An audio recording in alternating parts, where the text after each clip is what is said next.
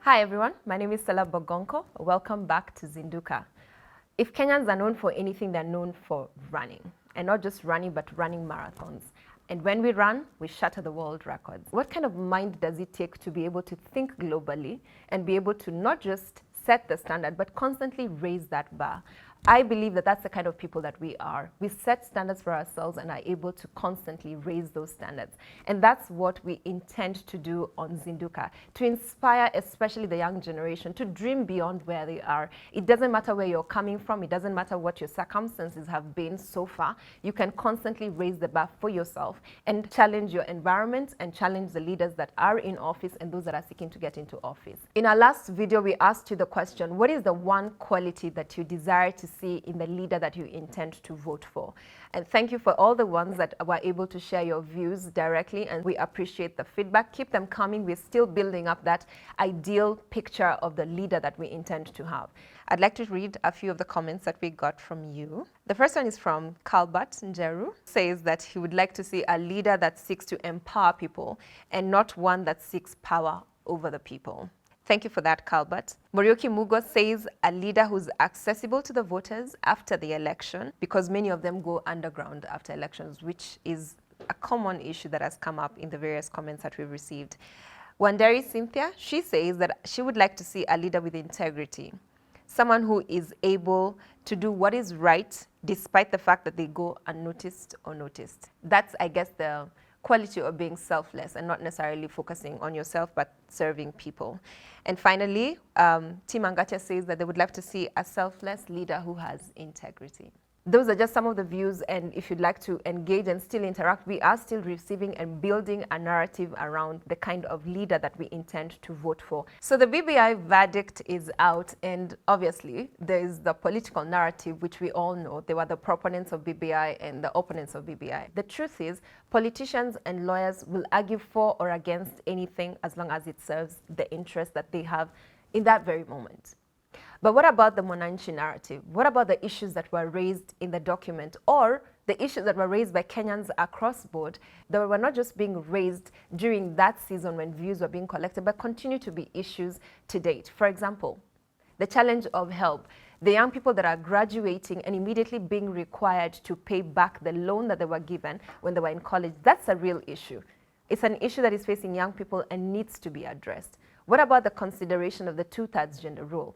The women now have to wait much longer to have the conversation around the ability to get into office or the opportunity to get into office without necessarily having to go through the hurdles that have already been set, which is evidenced by the 9 times by which we've been trying to get the 2/3 gender rule passed in Parliament, and now yet another failure. What about the counties that now have to wait for the goodwill of a president or a parliament that will be able to initiate an increased allocation to the counties? That's a conversation that is real for counties and for governors, but now will not be able to be discussed or be entrenched as quickly as it would have been should the document have passed. But today, like I said, we're not necessarily here to discuss whether we're supporting BBI or not. We're not discussing the political or the legal narrative. We're discussing the Mwananchi narrative. What is your view concerning the idea and the concept behind building bridges?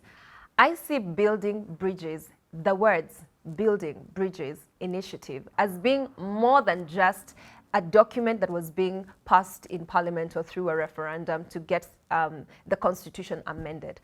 I see it as an opportunity for us Kenyans to think differently. For once, we actually had something that we were all contributing towards and working towards, almost something like a Kenyan dream of sorts, the picture of the kind of country that we would want to see, and then the manner in which, or the mechanisms through which we would be able to get there. Away from the whole pro or against the details of what was captured in the documents, I urge us to think about the concept of building bridges, the idea of uniting Kenyans, the idea of it not being about tribe or about gender or about whatever else would normally divide us, but finally coming to the place where we're saying we are creating our own dream as a country. We are building something together.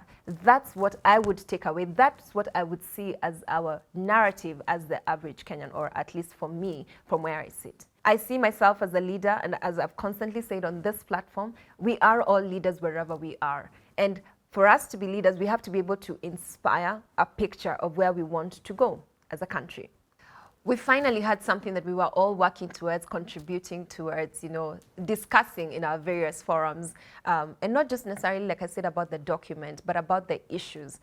And that's what we ought to do. That's what I feel, or I think that we ought to do as a country. We ought to, away from the pros or the political and the legalese around all that stuff, let's focus on what do we want as a country. And on Zinduka, we hope to quicken, to inspire, to encourage all of us to begin to dream of the kind of country that we want, and especially, in my view, the young people. Ultimately, whoever will benefit from anything that is put in place right now will definitely be the younger generation. So how do we begin to inspire a picture that will enable us as young people and enable the country as a whole to see a better version of ourselves come the future? So today, as we said, Mwananchi Narrative. What is your version? What is your understanding? What is the thing that you drew away from this whole picture of BBI? Can we actually create a Kenyan dream for ourselves? Can we paint a picture of where we want to get to? Can we take that initiative wherever we are?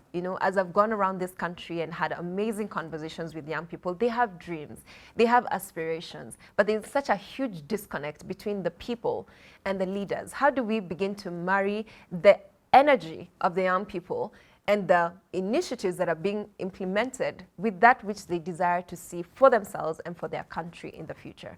How do we begin to paint a picture of one vision, of the dream that we aspire towards? There's what has already been done by the founding fathers, that's true. There's what has already been done by the politicians who have been in place in the last couple of years.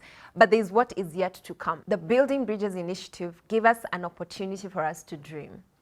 But we don't have to stop with where they've stopped. We can carry on the dream of what we aspire or desire to see for ourselves as a country. So today, my challenge to us is, what are some of the things that came up in the process of the Building Bridges initiative that you still feel are critical issues to you as a Mwananchi, that you desire that they should be addressed by the incoming leaders? Whoever you vote for, what are some of those issues that you desire them to address? They're not necessarily tagged BBI or not. They're issues that matter to you as an individual. I would love to hear from you, because that, I believe, is the Mwananchi narrative, the things that we shouldn't lose sight of in the midst of the political rhetoric and the legalese. Let's not get caught up in that. What are the specific issues that the leaders who are getting into office need to address, the things that truly matter to you? I would love to hear from you. Please send your comments to us, and let's keep the conversation going, because I believe that those are issues that matter. We look forward to hearing from you. This is Zinduka.